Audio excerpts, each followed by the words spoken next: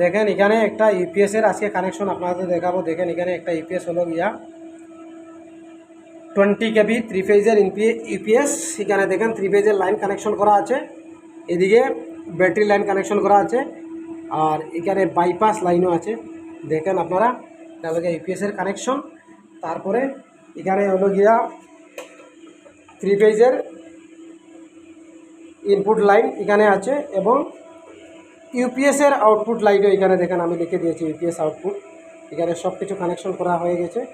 আমার ভিডিও আরেকটা ভিডিও ছিল, সেই ভিডিওতে কানেকশন করা আছে। এবং সাথে আপনাদেরকে সবচেয়ে গুরুত্বপূর্ণ বিষয় দেখাবো, এখানে ডিসি এমসিবি আছে। ডিসি এমসিবি কিসের জন্য অনেক লোকে জানে না। ডিসি এমসিবি কিসের জন্য আমরা কানেকশন করি। ডিসি এমসিবি হলো গিয়া যে যখন আমাদের অনেকগুলা ব্যাটারি হবে, যেমন এখানে দেখতে পাচ্ছেন অনেকগুলা ব্যাটারি। আমার এখানে ব্যাটারিগুলো দেখেন, এক এক লাইনে 16টা ব্যাটারি আছে, এদিকেও 16টা ব্যাটারি আছে, 32টা ব্যাটারি। 32টা ব্যাটারির জন্য এই কাজটা আমার লগিয়া।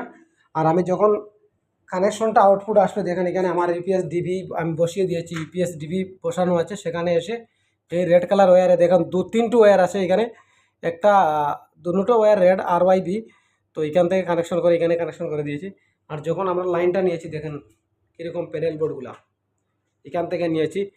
লাইটিং ডেঞ্জার এখান থেকে নিয়েছি, দেখেন ডেঞ্জার লেখা আছে লাইটিং, এখান থেকে এই প্যানেল থেকে কানেকশন নিয়েছি। এরকম কাজ যারা করেন তারা জানবেন ত্রিভুজের খানে। ভালো থাকবেন, সুস্থ থাকবেন, আর আমার জন্য দোয়া করবেন।